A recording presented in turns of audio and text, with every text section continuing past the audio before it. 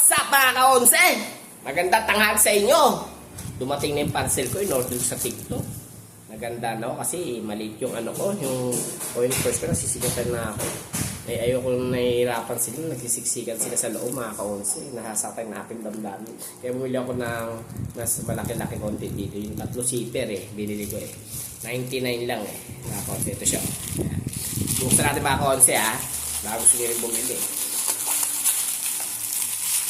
Aba, malaki nga. Ito, wisdom nakalagay. Para ano tayo, di ba? Religious tayo, wisdom. 3 nga, mga ka-onse, Ito, dito daw nilalagay yung mga coins yan. Patry natin. Kasi wala na rin tayong pera, Ano lang pera natin? 150, mga ka-onse. Bahawa naman tayo, mga ka-onse. Yung talaga, patambay lang, no? Ito yung mga, yan. Mga card ko. Dito natin lalagay sa pangalawa naman to mga ka-onse. Dito sa pangalawa. Kasya naman siya. Yan. 3.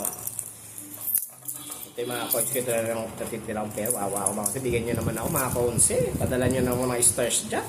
Ito yan yung mga ka-onse. Yan. Kasya naman mga ka-onse. Maganda naman siya mga ka-onse. 3 zipper yung mga ka-onse. 1, 2, 3. Diba mga ka-onse? Pwede na rin, no? Diba? Nandito lang mga ka-onse, gusto nyo bumili na ito, hanapin nyo sa TikTok. Nakalimutan ko kasi. Bye-bye!